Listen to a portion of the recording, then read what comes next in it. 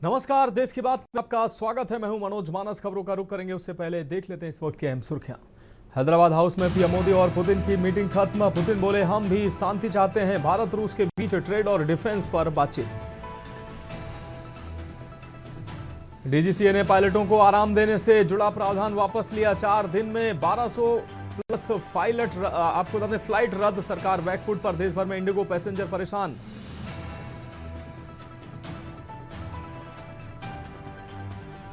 राहुल गांधी ने मोदी सरकार पर किया बड़ा हमला। मोनोपोली मॉडल को बताया फसाद की असली जड़। बीजेपी सांसद अरुण गोविल ने सदन में उठाई मांग। कहा मस्जिदों और मदरसों में भी लगे सीसीटीवी कैमरा। ये बड़े सार्वजनिक स्थल जहां सुरक्षा सुनिश्चित करना जरूरी। 2 पासपोर्ट मामले में अब्दुल्ला आजम को 7 साल की सजा, 50,000 का जुर्माना। रुपए में गिरावट के बीच आरबीआई का आम आदमी को तोहफा। रेपो रेट में की 0.25% की कटौती। आप देख रहे हैं के न्यूज, खबरों का साथी। और अब खबरें विस्तार से। खबर यमुनानगर से है, जहां बाल भिक्षावृत्ति और बाल श्रम पर लगाम लगाने के लिए संयुक्त रूप से जिला बाल संरक्षण इकाई एंटी ह्यूमन ट्रैफिकिंग यूनिट ने शहर के संभावित इलाकों में अभियान चलाया है। इस अभियान के दौरान जन सामान्य को बाल भिक्षावृत्ति और बाल श्रम पर लगाम लगाने में सहयोग करने की अपील की है। अभियान के दौरान 2 बच्चों को बाल भिक्षावृत्ति से रेस्क्यू करते हुए बाल कल्याण समिति के समक्ष प्रस्तुत किया गया है। बच्चों और परिजनों की काउंसलिंग करते हुए बाल कल्याण समिति के सुशील गुलाटी और अधिवक्ता मोनिका रानी ने परिजनों को कहा कि बच्चों को शिक्षा से जोड़ें। जिस उम्र में बच्चों के हाथों में किताबें और कंधे पर बस्ता होना चाहिए, ऐसे में अगर बच्चे बाल श्रम और बाल भिक्षावृत्ति में लिप्त होंगे तो उनके जीवन पर इसका विपरीत प्रभाव पड़ेगा। मिशन वात्सल्य इसकी सीख दे रहा है कि भीख नहीं, सीख का संदेश है। बाल श्रम को अक्सर ऐसे रोजगार के रूप में वर्णित किया जाता है जो बच्चों को उनकी युवावस्था, क्षमता और गरिमा से वंचित करता है और उनके शारीरिक और मानसिक विकास के लिए विनाशकारी है। बच्चों से बाल श्रम कराना कानून अपराध है। मिशन वात्सल्य की और जन सामान्य की जागरूकता के लिए जागरूकता शिविर सार्वजनिक स्थानों पर परमानेंट बोर्डों और डिजिटल डिस्प्ले बोर्डों के माध्यम से संदेश दिया जा रहा है।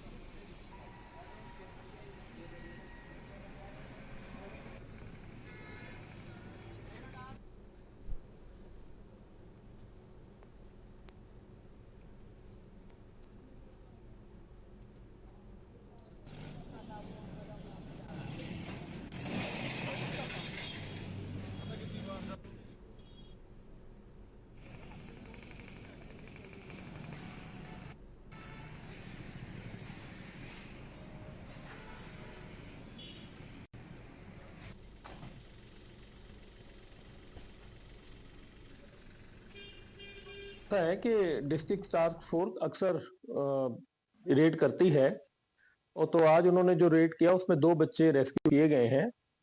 उन 2 बच्चों को यहाँ हमारे सामने प्रस्तुत किया गया सीडब्ल्यूसी के सामने और उनके पेरेंट्स को बुला लिया गया था यहाँ पे और उन बच्चों की बकायदा काउंसलिंग करवाई गई है। यहाँ पे काउंसलिंग करवाने के बाद माता पिता को ये निर्देशित किया गया कि इन बच्चों की पढ़ाई की तरफ ध्यान दिया जाए और जो डिस्ट्रिक्ट चाइल्ड प्रोटेक्शन ऑफिसर है उनको इसके लिए निर्देशन दे दिया गया है कि वो आगे इस पे फॉलो अप ले और इन बच्चों के एजुकेशन पे काम करें। बढ़ेंगे अगली खबर की और। खबर देवघर से, जहां रिखिया थाना क्षेत्र के सिमरकुट हरला जोड़ी के बीच बाइक ऑटो की टक्कर हुई है। बाइक सवार 2 व्यक्ति इस दौरान गंभीर रूप से घायल हो गए। घायलों को इलाज के लिए अस्पताल ले जाया गया। देवघर सदर अस्पताल, जहां पर ऑन ड्यूटी चिकित्सक के द्वारा बेहतर इलाज के लिए हायर सेंटर रेफर कर दिया गया है। सड़क दुर्घटना में परदेसी कुमार लोढ़िया निवासी पहाड़िया सिमरकुट निवासी सूरज कुमार का पैर कट गया। आपको बता दें, घटना के संबंध में रिखिया थाना चौकीदार शिवशंकर मिर्धा ने बताया कि 2 ऑटो और बाइक की टक्कर में 2 व्यक्ति घायल होने की सूचना मिली थी। इसके बाद रिखिया थाना की पुलिस घटनास्थल पर पहुंची और दोनों घायलों को इलाज के लिए देवघर सदर अस्पताल पहुंचाया।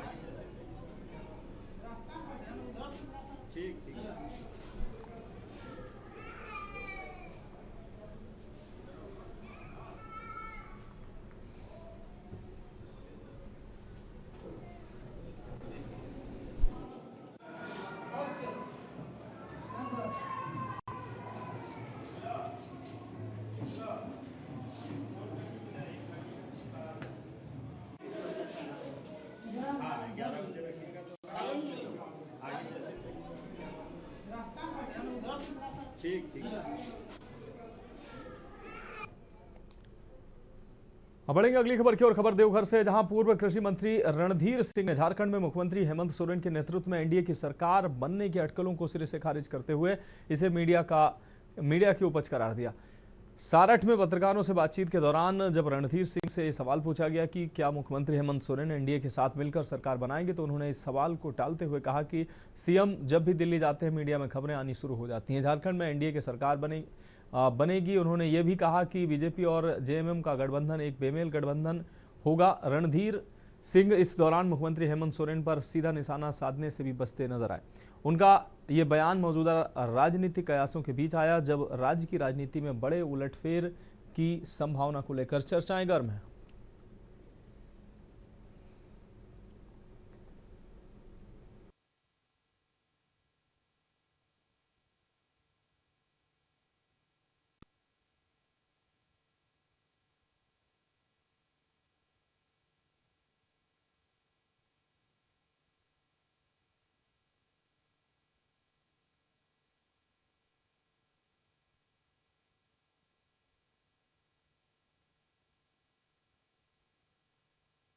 जैसे कोई बहुत सी ऐसी योजना 60% का भागीदारी रहता है, तो या किसी योजना में भारत सरकार का 60% रहता है, राज्य सरकार का 40% कंट्रीब्यूशन रहता है। कोई ऐसी योजना होती है जो एनएच का काम है, सीधा 100% राज्य सरकार का, भारत सरकार का रहता है वो फंड, उसके लिए राज्य सरकार को जमीन एक्वायर करनी पड़ती है। तो ऐसा नहीं है कि भारत सरकार पैसा नहीं दे रहा है, भारत सरकार हमेशा पैसा देता है, लेकिन राज्य सरकार खर्च नहीं कर पा रही है। जब तक आप खर्च नहीं करिएगा पहले दिया हुआ राशि को, तब तक उसका यूटिलाइजेशन सर्टिफिकेट नहीं दीजिएगा तो भारत सरकार दूसरी राशि नहीं देती है। तो कहीं ना कहीं वर्तमान सरकार में जो कई ऐसे नौसिखिए मंत्री बन गए हैं जो कि उसको अपना रील बनाने में व्यस्त हैं, फोटो खिंचाने में व्यस्त हैं, वो पैसे खर्च करने में और विकास योजनाओं को जमीन पर उतारने में उनकी उतना वो विभाग पर कंट्रोल उनका नहीं है, जिसके चलते कहीं ना कहीं हेमंत सरकार पैसे खर्च करने में फेल हुई है। अब बढ़ेंगे अगली खबर की ओर। खबर सीतापुर से है, जहां विधायक अपने जन्मदिन में विभिन्न कार्यक्रम प्रस्तावित कर रहे हैं। वहीं मैनपाट में प्रस्तावित भारत के दूसरे सबसे ऊंचे झंडे 415 फीट का कार्य लगभग ठंडे बस्ते में डाल दिया गया है। तो वहीं बक्साइड खदान खोदने के लिए प्रशासन और सीतापुर विधायक ने अपने एड़ी चोटी का बल लगा दिया है। लगातार जमीन अधिग्रहण के लिए ग्रामीणों के साथ प्रशासन ने 2 बार जन सुनवाई की। हालांकि मैनपाट को लेकर मैनपाट के लोग पर्यटन की दृष्टि से पहचानते हैं। 1 करोड़ की राशि झंडा पार्क और देश के दूसरे सबसे ऊंचे झंडे को लगाने के लिए सरगुजा कलेक्टर को मुख्यमंत्री के द्वारा दिया जा चुका है। ऐसा विधायक राजकुमार टोप्पो ने बयान जारी किया था।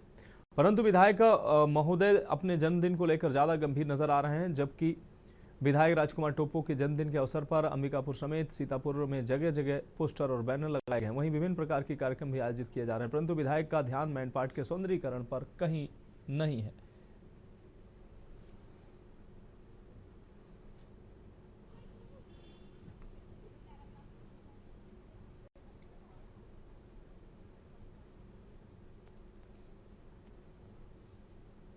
राजनीति में काफी दिनों से हूँ।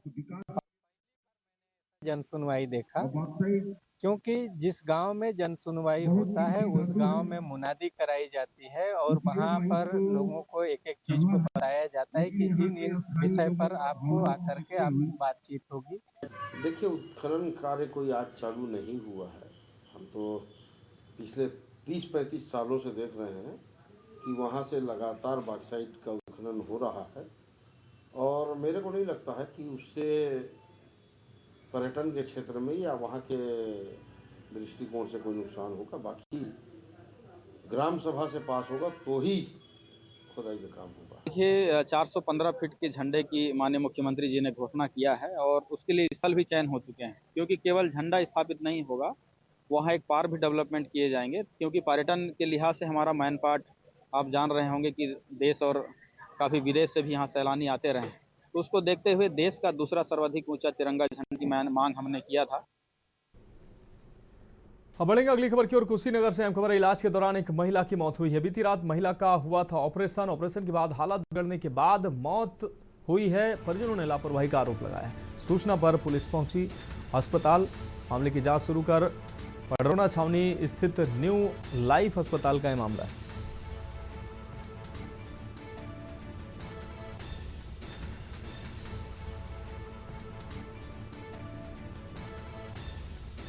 सूचना पर अस्पताल पहुंची पुलिस जांच शुरू कर चुकी है।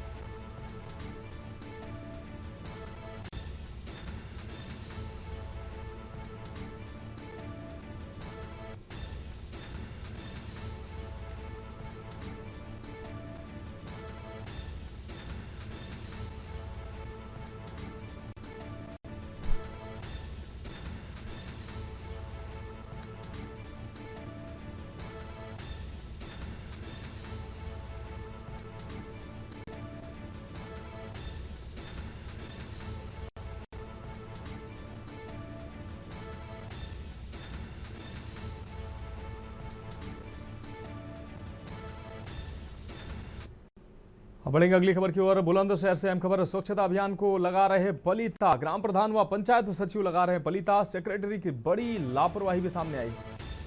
ग्राम पंचायत की गलियों में भरा गंदा पानी। गंदे पानी से होकर ग्रामीण आवागमन करने को मजबूर। मच्छरों के प्रकोप से आतंकित है ग्रामीण।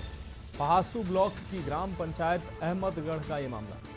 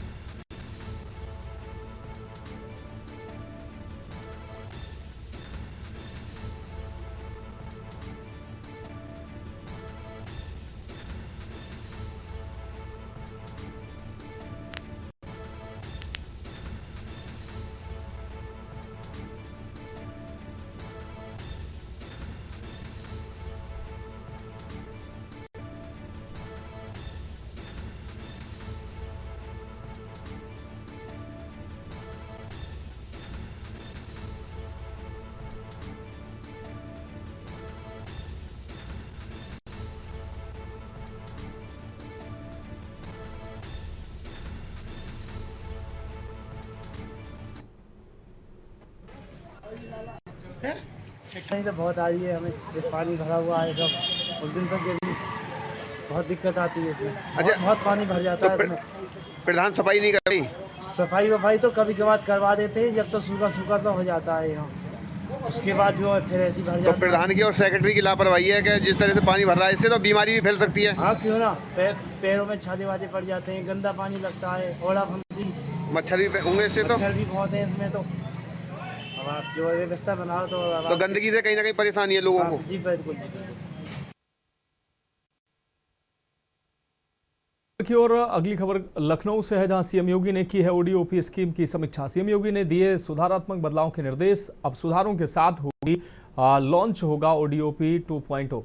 ओडीओपी स्कीम को विस्तार देना समय की मांग है। बेहतर प्रशिक्षण, ऋण सुविधा के विस्तार के निर्देश। अब खान पान की परंपरा भी बनेगी ब्रांड। शुरू होगी एक जनपद एक व्यंजन की नई पहल।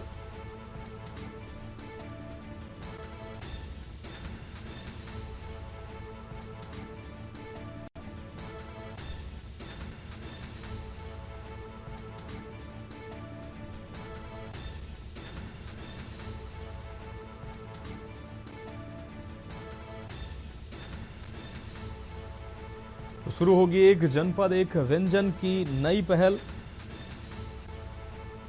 मॉल और बड़े रिटेल नेटवर्क में प्रदर्शित होंगे उत्पाद। डिजिटल रणनीति से बनेगा ओडीओपी निर्यात केंद्र। डिजिटल रणनीति से बनेगा ओडीओपी निर्यात केंद्र। तो मुख्यमंत्री ने समीक्षा की है, निर्यात रोजगार को नई ऊंचाई देगा ओडीओपी 2.0। मुख्यमंत्री ने बात कही। ओडीओपी ओडीओसी यूपी को बनाएंगे तो ग्लोबल ताकत बनेगी ओडीओपी। सीएम योगी ने की ओडीओपी स्कीम की समीक्षा। तो लखनऊ से अहम खबर, सीएम योगी ने की ओडीओपी स्कीम की समीक्षा। अब सुधारों के साथ होगी लॉन्च ओडीओपी 2.0। ओडीओपी स्कीम को विस्तार देना समय की मांग, मुख्यमंत्री ने बात कही। बेहतर प्रशिक्षण, ऋण सुविधा के विस्तार के निर्देश।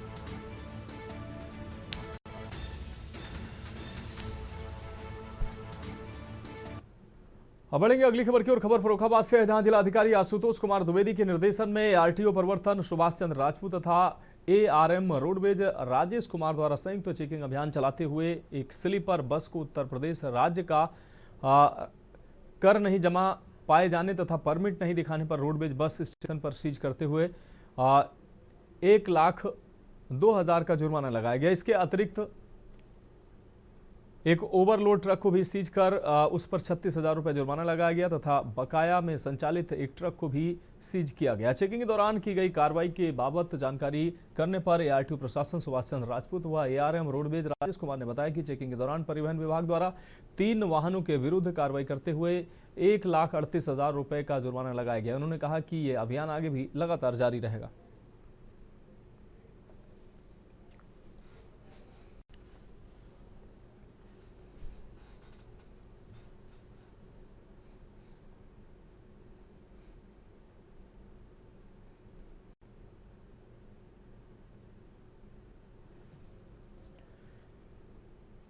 बढ़ेंगे अगली खबर की ओर। खबर गदरपुर से है, जहां ग्राम सुंदरपुर और उदयनगर में भारत लोक शिक्षा परिषद रुद्रपुर चैप्टर के सौजन्य से सफल वन यात्रा कार्यक्रम आयोजित हुआ।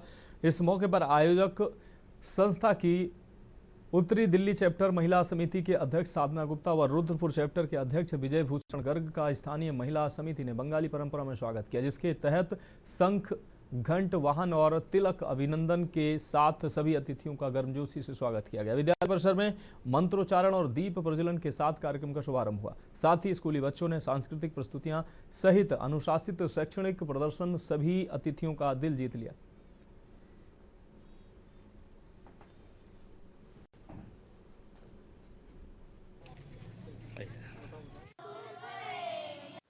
एकल अभियान के तहत भारत लोक शिक्षा परिषद जो है पूरे देश में एकल अभियान के तहत विद्यालयों का संचालन कर रहा है। ग्रामीण क्षेत्रों में जहां सरकार भी अपना काम नहीं कर पा रही है, शिक्षा नहीं ग्रहण करा पा रही है सरकार, वहां पर एकल अभियान जो है वो बच्चों को शिक्षा ग्रहण करा रहा है। स्वामी विवेकानंद जी के नारा था कि जो बच्चे विद्यालय नहीं पहुंच सकते, हमें वहाँ विद्यालयों को बच्चों के पास पहुँचाना है। यहाँ पर आकर जो ममता प्यार दिखती है, जो भी वन यात्रा पे आता है उसका हृदय गदगद हो जाता है और हम सबको दिखाने लाते हैं कि वो देखें कि हमारे गांव में कैसे विद्यालय चल रहे हैं, जिससे वो बच्चों उनका रुझान हमारे गांव तक उत्थान होगा, तभी हमारा देश उत्थान कर सकेगा। तो हमारा मोटिव यही है कि आए और हम गांव से शहर के वालों से आपस में हमारी मैत्री करना। अगर हम गांव में देखो, हमारे सारे लेबर है, सब काम करने वाले गांव से आते हैं, तो उनकी तरफ सौहार्द का हाथ बढ़ाना हमारा काम है, उनको गले लगाना। जब भगवान रामचंद्र के गांव में जाते हुए दिल्ली सबको अपने गले लगाया था, वही काम एकल करती है। जो रामचंद्र जी का काम था वही एकल संस्था करती है। बढ़ेंगे अगली खबर की ओर। खबर कासगंज से है, जहां सदर कोतवाली क्षेत्र में सड़क हादसे में घायल महिला की Lakshmi maternity hospital nursing home में उपचार के दौरान मौत होने का मामला सामने आया है। महिला के परिजनों ने चिकित्सक पर गलत उपचार करने का आरोप लगाया है। सूचना पर पहुंची पुलिस ने महिला के शव को कब्जे में लेकर पोस्टमार्टम के लिए भेज दिया है। पीड़ित परिजनों ने इस संबंध में कोतवाली पुलिस को तहरीर देकर अस्पताल प्रबंधन के खिलाफ कार्रवाई की मांग की है। मृतका कोतवाली के कल्याणपुर गांव निवासी 50 वर्षीय हीरा देवी पत्नी महेंद्र सिंह के पुत्र मनोज के मुताबिक उसकी मां हीरा देवी बीते 3 दिन पूर्व शोरों कोतवाली क्षेत्र के गांव पचोरा जंगल अपनी पुत्री पुष्पा के यहां गई हुई थी, जहां से बाइक पर बैठकर घर लौटते समय गिरकर घायल होने से उसे बिलराम गेट स्थित लक्ष्मी मैटरनिटी नर्सिंग होम में भर्ती कराया गया था। इलाज के दौरान तबीयत अधिक बिगड़ने से मौत हुई है।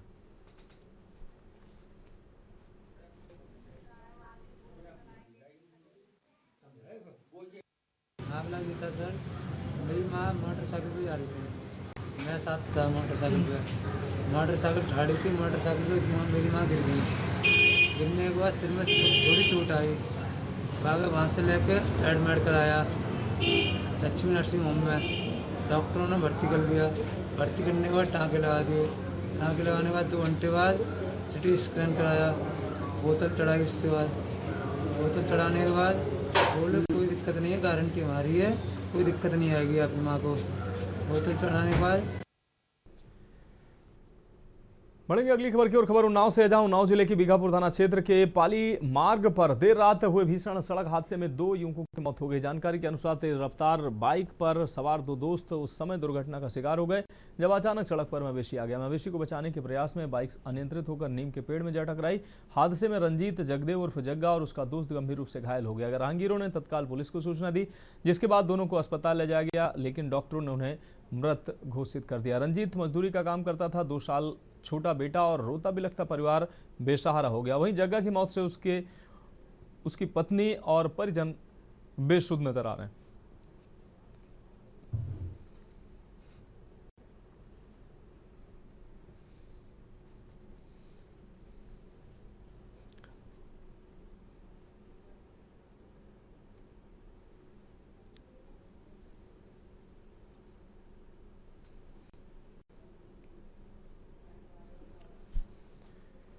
बढ़ेंगे अगली खबर की ओर। लखनऊ में कृषि भवन के ऑडिटोरियम में विश्व मृदा दिवस के अवसर पर आयोजित राज्य स्तरीय कार्यक्रम का शुभारंभ कृषि मंत्री सूर्य प्रताप शाही ने किया। इस अवसर पर मंत्री ने मिट्टी के संरक्षण, उर्वरता सुधार और सतत कृषि पद्धतियों को बढ़ावा देने की आवश्यकता पर जोर दिया। प्रदेश भर में आज के दिन कृषि विश्वविद्यालयों, कृषि विज्ञान केंद्रों और कृषि प्रक्षेत्रों में किसानों के लिए जागरूकता कार्यक्रम आयोजित किए जा रहे हैं, जिनका उद्देश्य किसानों को मिट्टी परीक्षण, कार्बन बढ़ाने वाली तकनीकों और मृदा स्वास्थ्य सुधार उपायों की जानकारी देना है। कार्यक्रम के दौरान कृषि मंत्री ने मृदा संरक्षण की अभिनव पहलों को प्रदर्शित करने वाले विभिन्न विभागीय और निजी स्टॉलों का निरीक्षण किया है। इन स्टॉलों पर आधुनिक मिट्टी परीक्षण तकनीकी, जैविक खेती, सूक्ष्म पोषण तत्व प्रबंधन और मृदा स्वास्थ्य कार्ड से संबंधित जानकारी उपलब्ध कराई गई।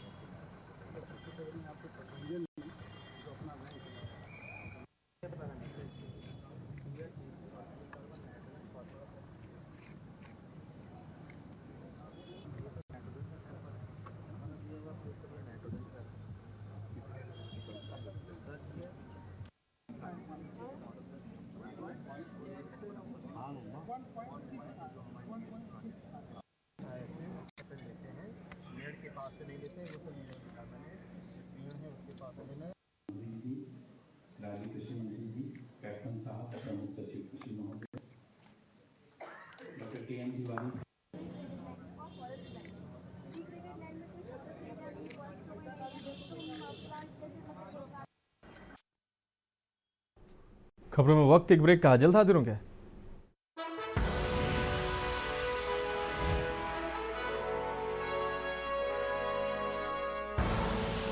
आप देख रहे हैं के न्यूज, खबरों का सारथी।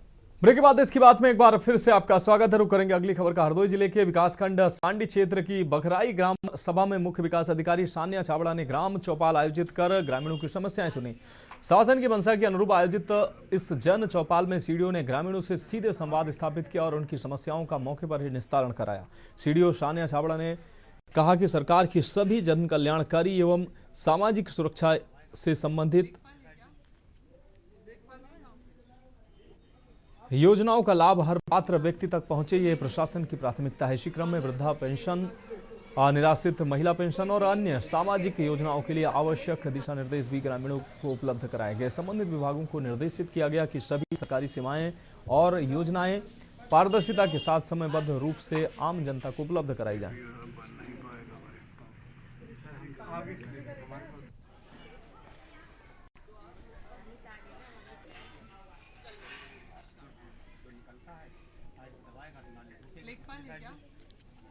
आज जो हमारे शासन की मंशा के अनुसार प्रत्येक शुक्रवार को ग्राम चौपाल का आयोजन किया जाता है। आज मैंने सांडी के बगराई ग्राम पंचायत में ग्राम चौपाल का आयोजन में मैंने प्रतिभाग किया। वहाँ पर मुख्यतः जो समस्या है वो विभिन्न लाभार्थी परक हमारी योजनाएं हैं उसके एनरोलमेंट के संबंध में थी। मौके पर ही ये सुनिश्चित किया गया था कि सभी विभागों के काउंटर्स लगे, सब कैंप लगे। तो मौके पर इन समस्याओं का निस्तारण किया जा रहा है। कुछ समस्याएं राजस्व से संबंधित थी, तो मौके पर हमारे लेखपाल और जो राजस्व की टीम थी उनको निर्देशित किया गया है कि अभी जांच करके उसमें शाम तक कार्रवाई से कराएंगे। बढ़ेंगे अगली खबर की ओर। खबर सोनभद्र से, जहां बकाया कमीशन राशि के भुगतान की मांग को लेकर बड़ी संख्या में कलेक्ट्रेट पहुंचे कोटेदार धरने पर बैठ गए हैं। कोटेदारों ने आरोप लगाया है कि बीते कई माह से लगातार मांग करने के बाद भी विभागीय अधिकारियों द्वारा लंबित कमीशन का भुगतान नहीं कराया गया है। इससे उन्हें खाद्यान्न की उठान कराने सहित परिवार का भरण पोषण करना मुश्किल साबित हो रहा है। कोटेदार संघ ने जिला अध्यक्ष विनोद सिंह ने दावा किया है कि शीघ्र भुगतान न होने पर वे लखनऊ पहुंचकर आंदोलन करने के लिए मजबूर होंगे और अपने हक की लड़ाई में संकोच नहीं करेंगे। उन्होंने आरोप लगाया है कि अधिकारी कोटेदारों से मुफ्त सेवा करवाना चाहते हैं। लोगों का पैसा हम लोगों का पैसा देते हैं, तब वो देते हैं तो वहाँ चंदवा लगता है, वो देते हैं बिना बताए, हम समझे नहीं बताए तो वहाँ पैसा लेके जाना है। हम लोग भाड़ा लेके पहुँच जाते हैं तो पता चलता है। ऐसी स्थिति में हम क्या करें? आप मीटिंग लेंगे, अभी हमारे पास पैसा नहीं था। मामला ये है कि मशीन हम लोग अब दे देंगे, उब गए हैं। हर एक जनपद में जो है कि ये कार्यक्रम चलाया गया है, प्रदेश स्तर पर कार्यक्रम चलाया गया है कि हम लोग मशीन भी जमा कर देंगे। हम लोग एकदम भूखमरी के कगार पर हो गए। हम लोग को कुछ अब खाने पीने के लिए भी बच्चे मर रहे हैं। एक बच्चा हम लोग एडमिशन करा रहे हैं स्कूल में, तो एक बच्चे की फीस भी नहीं जमा हो पा रही है। 5-5 महीने का कमीशन रुका हुआ है, कौन काम करेगा? एक चपरासी की नियुक्ति होती है 30,000 40,000, सफाई कर्मी का है 40,000 45,000, और जो गवर्नमेंट का जो भी नियम कानून पैदा होता है वो कोटेदार के स्तर से पैदा होता है, और वो गांव-गांव घर-घर जाता है और एक-एक आदमी को राशन मुहैया कराता है। बढ़ेंगे अगली खबर की ओर। खबर नैनीताल से, जहां उत्तराखंड हाईकोर्ट ने उत्तराखंड लोक सेवा आयोग की संयुक्त राज्य सिविल प्रवर अधीनस्थ सेवा की मुख्य परीक्षा फिलहाल स्थगित कर दी है। ये परीक्षा 6 से 9 दिसंबर के बीच आयोजित होनी थी, लेकिन प्रारंभिक परीक्षा में कुछ गलत सवाल पूछे जाने को हाईकोर्ट में चुनौती दी गई। आपको बता दें कि हरिद्वार निवासी कुलदीप राठी व अन्य ने प्रारंभिक परीक्षा में कुछ गलत सवाल पूछे जाने पर आपत्ति जताई थी।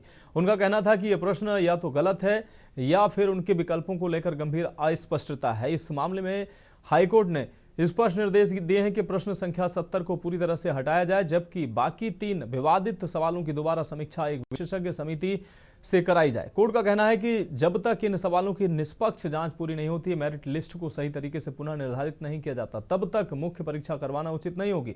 वहीं इसी वजह से UKSSC की मुख्य परीक्षा पर अस्थायी रूप से रोक लगा दी गई है। ये मामला 2024-25 की भर्ती प्रक्रिया से जुड़ा हुआ है, जिसमें deputy collector, DSP, block development officer सहित कुल 123 पदों के लिए भर्ती होनी है।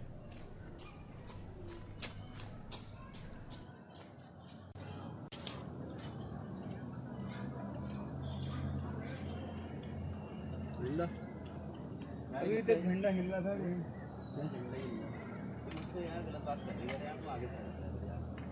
उसका समस्या तो कोई मुझे तो लगा गई हो।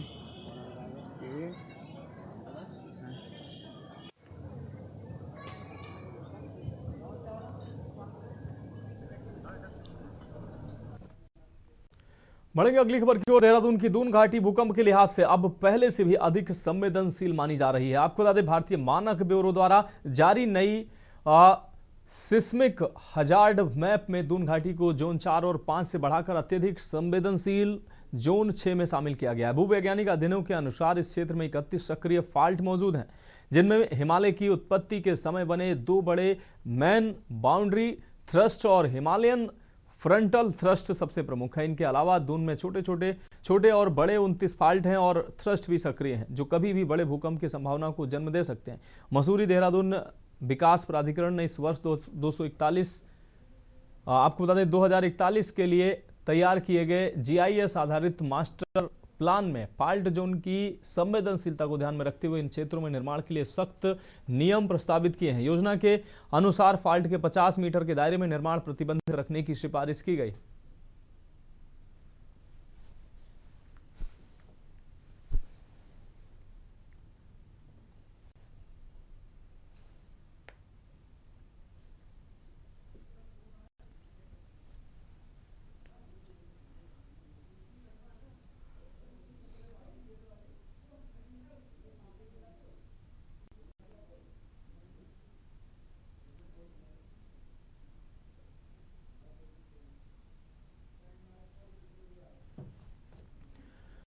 अब बढ़ेंगे अगली खबर की ओर। खबर हरिद्वार से है, जहां राजभवन का नाम बदलकर लोक भवन किए जाने पर उन्होंने व्यंग किया है। जब नाम लोक भवन है तो जनता के आने जाने पर रोक क्यों है। साथ ही उन्होंने प्रधानमंत्री आवास का नाम तीर्थ रखने पर भी आपत्ति जताई।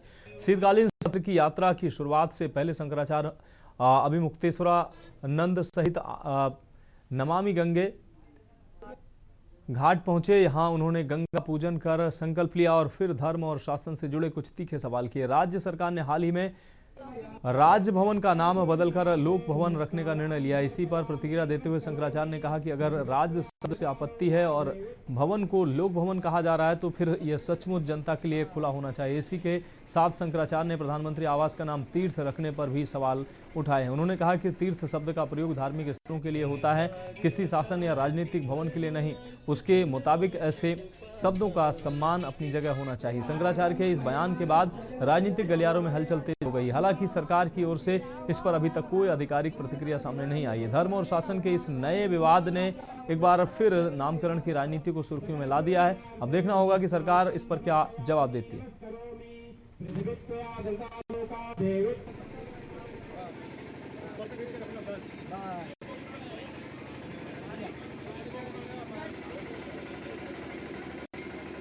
चेंज कर दिया क्योंकि उसका नाम राजभवन था।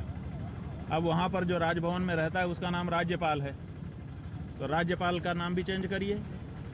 राजभवन में राज शब्द से आपको आपत्ति थी, भवन तो जैसा का तैसा ही है, तो राज शब्द से आपको आपत्ति थी, तो राज्यपाल के नाम में भी तो राज्य लगा है। हमारा उत्तराखंड है, ये भी एक राज्य है, तो इस राज्य के नाम से राज्य शब्द को हटाओ। ये राज शब्द से आपको क्या दिक्कत है? इसका मतलब है कि जो हिंदू धर्म है, हमारे हिंदुओं की जो शासन व्यवस्था है वो राज व्यवस्था है, तो राज शब्द से ये चिढ़ किसी को है, मतलब हिंदुओं से चिढ़ है। तो राज शब्द से आपको इतनी चिढ़ क्यों है? और अगर चिढ़ है तो आप राज्यपाल को भी नाम बदलिए। राजभवन का नाम आपने बदला है, लोक भवन किया है, और अगर कोई जगह लोक की हो गई है तो लोक को वहाँ निर्बाध रूप से आवागमन की छूट दीजिए। अब बढ़ेंगे अगली खबर की ओर। खबर देहरादून से, जहां स्मार्ट सिटी प्रोजेक्ट के बाद हालात बिगड़ने को लेकर कांग्रेस का आरोप है कि बीजेपी सरकार के दावों के बावजूद शहर की सड़कें, सीवरेज और अन्य इंफ्रास्ट्रक्चर की हालत खराब है। विकास के नाम पर सिर्फ खानापूर्ति हुई और जनता को परेशानियों का सामना करना पड़ रहा है, जबकि सरकार परियोजनाओं को करने का झूठा प्रचार कर रही है। कांग्रेस के प्रदेश प्रवक्ता डॉक्टर प्रतिमा सिंह का कहना है कि खराब सड़कें और जलभराव स्मार्ट सिटी के नाम पर हुई खुदाई के कारण सड़कें खराब हुई हैं, जिससे बरसात में जलभराव की समस्या बढ़ गई है। वहीं अधूरे काम अधर में लटके पड़े हैं, कई परियोजनाएं अधूरी पड़ी हैं और जनता को सुविधाएं नहीं मिल पा रही हैं। भ्रष्टाचार का आरोप भी कांग्रेस ने विकास कार्यों में लगाया और सरकार से जवाब मांगा। वहीं लगातार जनता की उपेक्षा का आरोप भी सरकार पर लगाया है।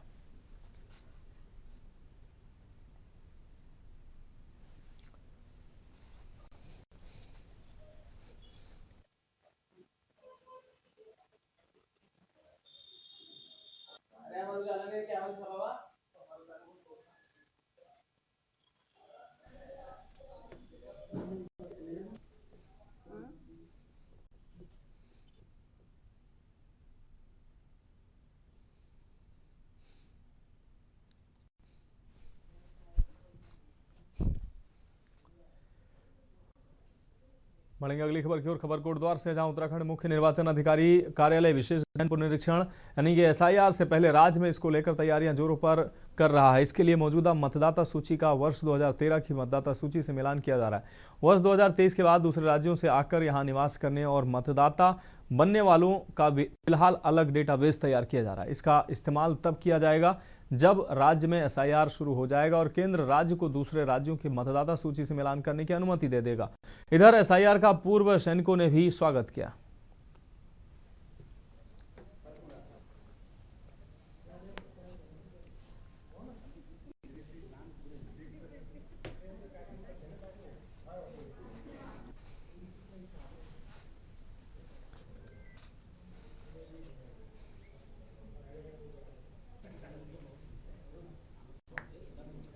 देखिए, ये एक सामान्य प्रक्रिया जो है चुनाव आयोग की है और जिसके माध्यम से कि असली वोटर को चिन्हित करना उनका मेन उद्देश्य है।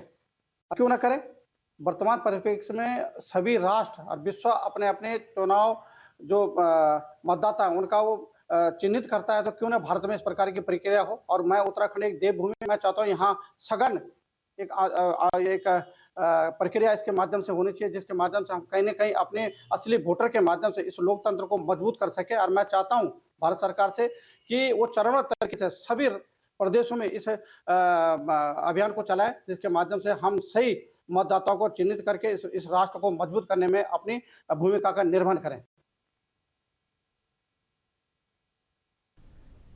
बढ़ेंगे अगली खबर की ओर। खबर खटीमा से, जहां पीलीभीत रोड स्थित साल बोझी नंबर 1 में वन विभाग की जमीन पर सिटी पार्क बनाने को लेकर कवायद शुरू हो गई। मुख्यमंत्री पुष्कर सिंह धामी के निर्देशों पर DFO हिमांशु बांगड़ी एवं नगर पालिका अध्यक्ष रमेश चंद्र जोशी ने साल बोझी नंबर 1 की खाली पड़ी वन विभाग की भूमि पर सिटी पार्क निर्माण को लेकर स्थलीय निरीक्षण किया है। नगर पालिका अध्यक्ष रमेश चंद्र जोशी ने बताया कि जल्द ही मुख्यमंत्री के ड्रीम प्रोजेक्ट में शामिल सिटी पार्क का निर्माण कार्य शुरू हो जाएगा। नगर पालिका एवं वन विभाग के संयुक्त प्रयास से पीलीभीत रोड सालबोझी वन विभाग की खाली पड़ी भूमि में स्वच्छ खटीमा, सुंदर खटीमा तथा स्वस्थ खटीमा की तर्ज पर सिटी पार्क में open gym, running track, adventures क्रीड़ा स्थल, योग सेंटर एवं बच्चों के लिए पार्क का निर्माण किया जाएगा। उन्होंने कहा कि 3 माह के भीतर पार्क का निर्माण कार्य शुरू हो जाएगा।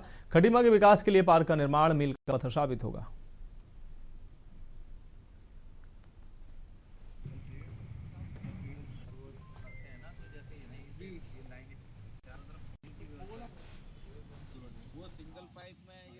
पाइपों में आपको वैसे पानी का खिंचाव बहुत है। रैक तो वो एक ही एक लग जाएगी ना, 60 वाट की होती है, LED होती है, सबका वो तो पूरे रोड आप बन जाए 5 से आप तो हम एक मतलब महीने 15 दिन में एक बार जोड़ेंगे। तो जो पैकेट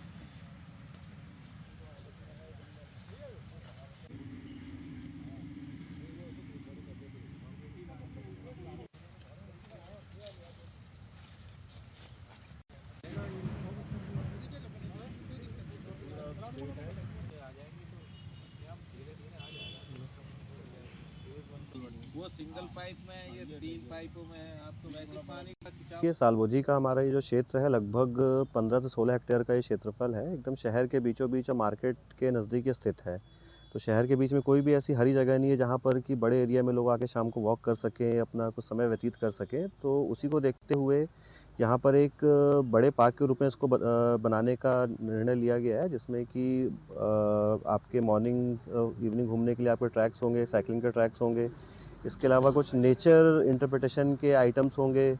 माननीय मुख्यमंत्री जी का जो ड्रीम प्रोजेक्ट है, ये भी एक जिसके तहत सुंदर खटीमा, स्वच्छ खटीमा और स्वस्थ खटीमा का जो कॉन्सेप्ट लेके माननीय मुख्यमंत्री जी चल रहे हैं, उसके तहत एक पार्क निर्माण की उनके द्वारा घोषणा की गई है। और इस पार्क का निर्माण की कवायद आप लोग देख ही रहे हैं, जारी है।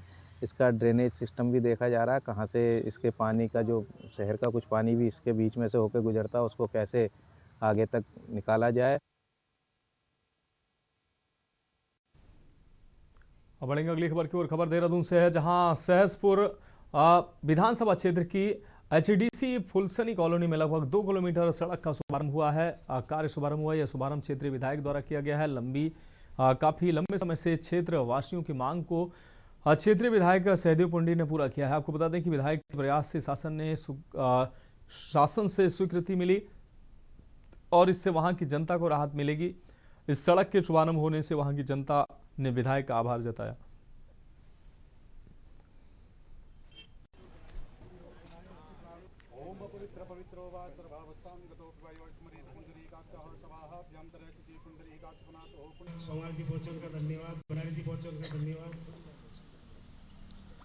आज हमारे बीच ठेकेदार जी पहुंचे हैं, उनका स्वागत है। हमारे बीच क्षेत्र पंचायत सदस्य सुशांत कुंडीर जी यहाँ पहुंचे, उनके बाद अध्यक्ष जी द्वारा काफ़ी बीच में हिसाब से बात हुई थी कि भाई यहाँ पे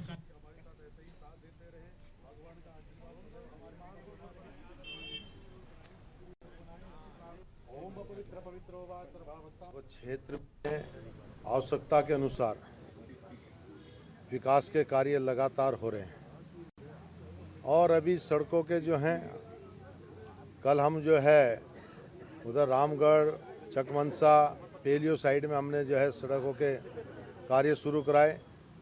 आज हम जो है ग्राम सभा गुजराड़ा करणपुर के THDC कॉलोनी की लगभग 2 किलोमीटर के आसपास सड़क और लगभग लागत 1 करोड़ 20 लाख के आसपास शेष कार्य को यहाँ पर शुभारंभ आज किया जा रहा है।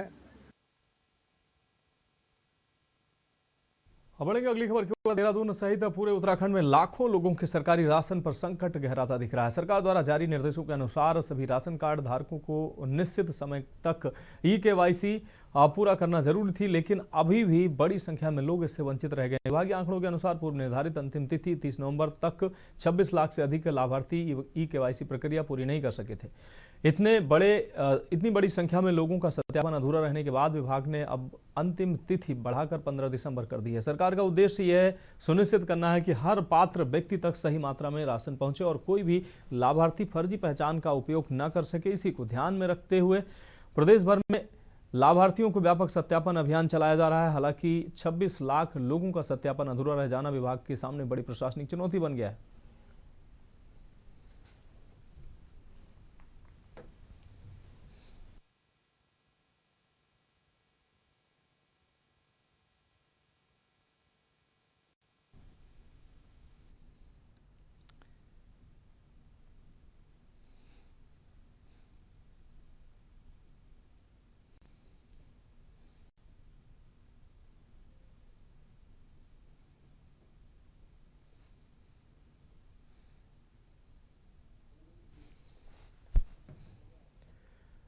अब बढ़ेंगे अगली खबर की ओर। खबर देहरादून से है, जहां जिलाधिकारी सबिन बंसल ने जौली ग्रांट एयरपोर्ट की एयरफील्ड पर्यावरण प्रबंध समिति की बैठक ली। इस दौरान उन्होंने एयरपोर्ट की 10 किलोमीटर परिधि में पक्षियों सहित वन्य जीवों की गतिविधियों को नियंत्रित करने और पर्यावरण से संबंधित चर्चा करते हुए एहतियाती सुरक्षा उपायों के इस्तेमाल पर जोर दिया। डीएम ने कहा कि एयरपोर्ट विस्तारीकरण में किसी भी प्रकार की बाधा स्वीकार नहीं होगी, इसलिए प्रभावितों भूस्वामियों को तुरंत मुआवजा भुगतान किया जाए। डोईवाला नगर पालिका परिषद के ईओ को एयरपोर्ट के निकट केशवपुर स्थित डंपिंग यार्ड में एकत्र कूड़े का निस्तारण शीघ्रता से कराया जाए।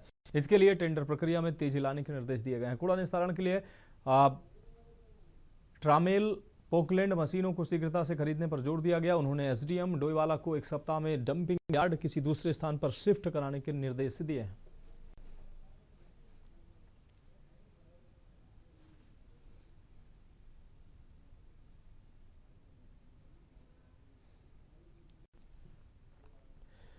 अगली खबर उत्तरकाशी से है, जहां आपदाग्रस्त धराली में 5 अगस्त को खीरगंगा से आई विनाशकारी बाढ़ को 4.5 महीने बीत चुके हैं, लेकिन कांग्रेस ने राहत और पुनर्वास कार्यों में भारी लापरवाही का आरोप लगाते हुए सरकार पर हमला बोला।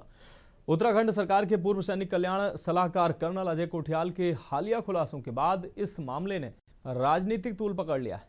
गुरुवार को प्रदेश कांग्रेस अध्यक्ष गणेश गोदियाल के नेतृत्व में एक उच्च स्तरीय प्रतिनिधिमंडल ने धराली का स्थलीय निरीक्षण किया।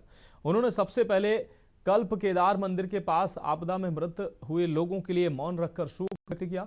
गोदियाल ने गंभीर आरोप लगाते हुए कहा कि सरकार चारधाम यात्रा को मलबे में दबी सैकड़ों लाशों के ऊपर करवा रही है, जो किसी भी सभ्य सरकार के लिए कलंक है।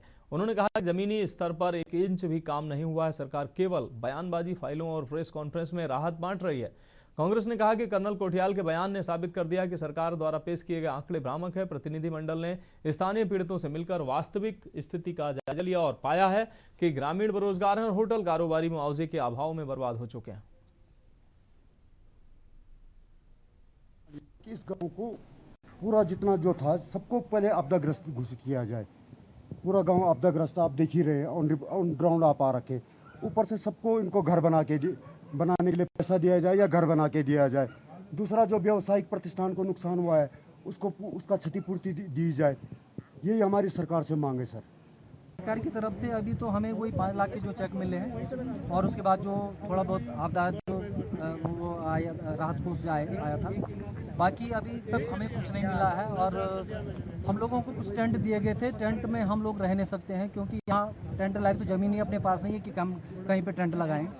तो हम लोगों का अपना आवासीय से लेकर व्यवसाय से लेकर और जो ये आजीविका का जो मुख्य साधन था हम लोगों का सेब के बगीचे, वो भी ख़त्म हो चुके हैं। और काम की शुरुआत तो छोड़िए, सरकार के पास क्या प्लान है उसका भी कोई सरकार खुलासा नहीं कर रही है कि सरकार क्या करना चाह रही है। यहाँ हरसिल से हमारे भाई आ रखे हैं प्रधान जी, हमने अभी आते हुए देखा पूरे हरसिल के ऊपरी क्षेत्र में पूरी झील बनी हुई है।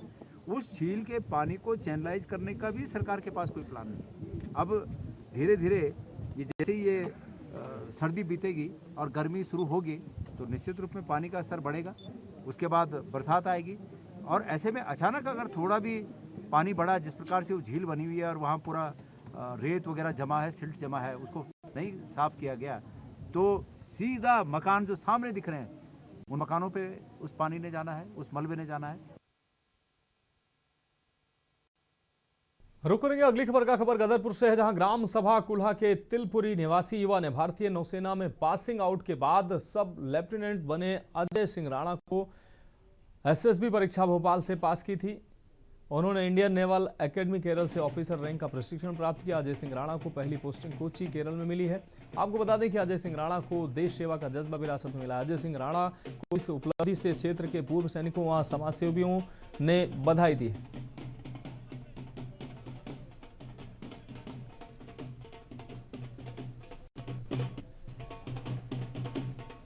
तो भारतीय नौसेना में लेफ्टिनेंट बने हैं अजय सिंह राणा। बात करें तो मुझे कितना अच्छा फील हो रहा है, तो मैंने बहुत गर्व फील कर रहा हूँ कि मतलब मैं अपनी फैमिली का 4th जनरेशन हूँ जो आर्म फोर्सेस में सर्व कर रहा है और इसके लिए मैं बहुत प्राउड फील करता हूँ और इसके लिए मैं थैंक अपनी फैमिली को कहता हूँ, अपने फ्रेंड्स को कहता हूँ जो जिन्होंने मुझे सपोर्ट किया, हमेशा स्ट्रॉन्ग पिलर की तरह मेरे साथ खड़े रहे और कभी मुझे ऐसे डगमगाने नहीं दिया।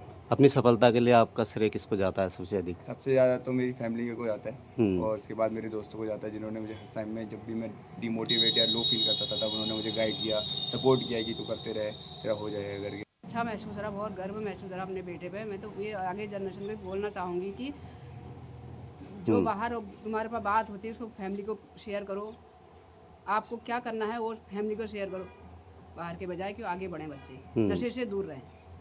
तो मैम आपने बच्चे की देख रेख में मतलब कितना मेहनत करी, परिश्रम किया आपने? तो परिश्रम किया होगा बच्चे के लिए। हमने तो बहुत परिश्रम किया बच्चे के पीछे। हमने तो अपनी लाइफ देखी, हमने बच्चों की लाइफ देखी, बच्चे होने का हमने बच्चों की लाइफ देखी। फैमिली को बधाई देना चाहता हूँ कि उन्होंने अपने बच्चे को इतना मेहनत कराई और नेवी में सब लेफ्टिनेंट के पद पर कमीशन प्राप्त किया। और मैं आज के युवाओं से कहना चाहता हूँ कि नशे से दूर रहें, मोबाइलों से भी दूर रहें, क्योंकि मोबाइलों में ऐसी चीज़ें देख के बच्चा गलत संगति और गलत उसकी ओर जा रहा है।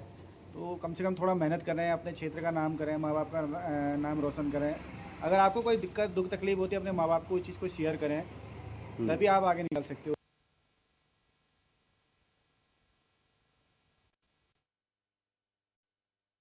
गढ़ी कैंट के क्षेत्रीय लेखा कार्यालय सेना में स्पर्श जागरूकता कार्यक्रम का आयोजन किया गया है। इस जागरूकता कार्यक्रम का उद्देश्य पेंशनभोगियों की समस्याओं का समाधान करना और ऑनलाइन दस्तावेजों को सत्यापन के माध्यम से पारदर्शिता लाना था।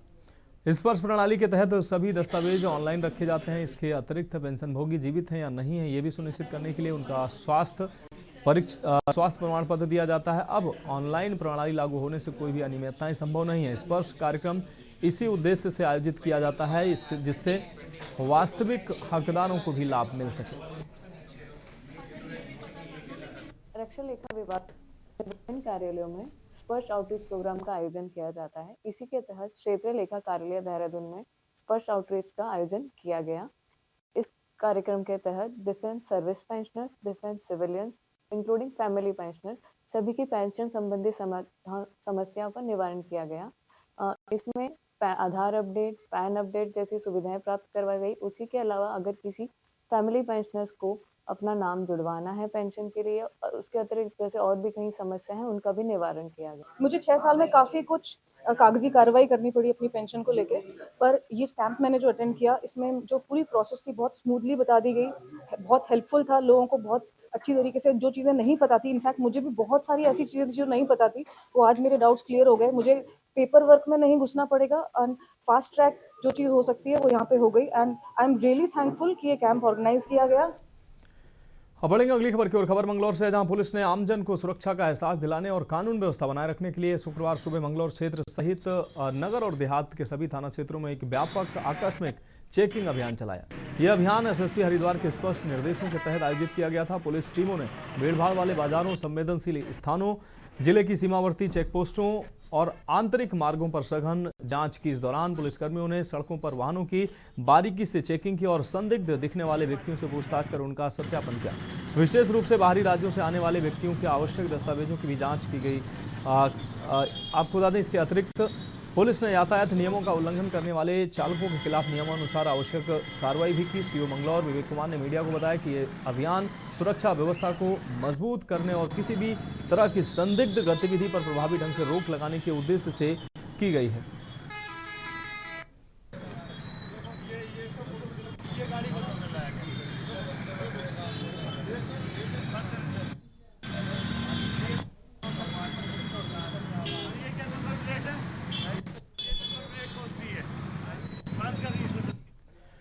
और अगली खबर उत्तर प्रदेश के आगरा जनपद से, जहां 10 किलोग्राम चरस सहित 2 तस्कर गिरफ्तार किए गए हैं। पुलिस ने तस्करों की कार को सीज किया है। आरोपियों से मोबाइल, एटीएम कार्ड बरामद किया गया है। पंजाब, हिमाचल प्रदेश से जुड़ रहे तस्करी के तार।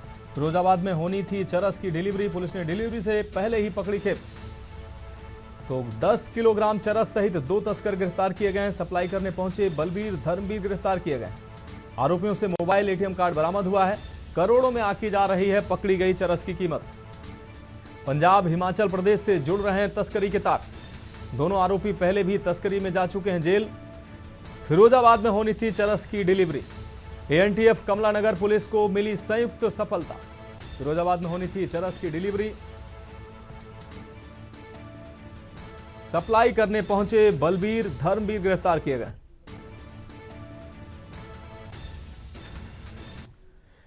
अगली खबर बाराबंकी से है। अगली खबर का रुख करेंगे बाराबंकी में। फिर विवादों से घिरी आरएस यूनिवर्सिटी। यूनिवर्सिटी के छात्र छात्राओं ने प्रदर्शन किया है। गलत तरीके से फाइन लगाने का आरोप लगाया। फीस जमा न कर पाने पर परीक्षा देने से रोका गया। छात्रों ने आरोप लगाया है। बाउंसरों पर पीटने, अभद्रता करने का छात्रों ने आरोप लगाया है। यूनिवर्सिटी के रजिस्ट्रार ने आरोपों का खंडन किया है। अधिक फीस बकाया वालों पर लगाया गया है फाइन। छात्रों के भविष्य को लेकर जागरूक विश्वविद्यालय प्रशासन। परीक्षा से वंचित छात्रों के भराए जा रहे हैं फॉर्म भरने के बाद कराई जाएगी परीक्षा। विरोध इस बात का हो रहा है कि जैसे बहुत सारे बच्चे यहाँ पे हैं जिनकी एक सेमेस्टर की फीस सबमिट है और ये लोग कह रहे हैं कि दोनों सेमेस्टर की फीस एक साथ आप सबमिट कीजिए। सर, किसी के घर में कोई भी दिक्कत है, कोई भी परेशानी है तो वो फीस नहीं सबमिट कर पा रहा है। बस बात इतनी सी है कि जो एक सेमेस्टर की फीस सबमिट है उसका पेपर देने दिया जाए और जो फीस नहीं सबमिट है उसको थोड़ा डेट एक्सटेंड कर दिया जाए कि हम लोग अपने घर से फीस लेके सबमिट कर सकें। इस साल की मेरी 10,000 रुपये फीस बाकी थी। 80,000 फीस से भर चुका था 70,000, उसमें 10,000 में 10,000 फाइन लगा दिया है। अब हम 20,000 फीस भरें तब हमको एग्जाम दिया जाएगा। कल हम जब गए अपने कोऑर्डिनेटर पास, कोऑर्डिनेटर पे एप्लीकेशन लिखाया गया, कागज जुड़वाए गए, वो लेके एडमिन ऑफिस आए, 4-5 राउंड मारे। कल बोला भी गया कि तुम लोग सुबह आना 8:30 बजे तक, तुम लोग को हम साइन कर देंगे, तुम पेपर दे सकते हो लेकिन फीस जमा करना है। सर आज आए तो कोई बात ही नहीं, बाहर से गेट बंद कर लिया, ना अंदर जाने दे रहे ना बाहर आने। तो फिलहाल देश की बात में अभी के लिए मेरे साथ इतना ही। मुझे दीजिए इजाजत और आप देखते रहिए के न्यूज़ इंडिया।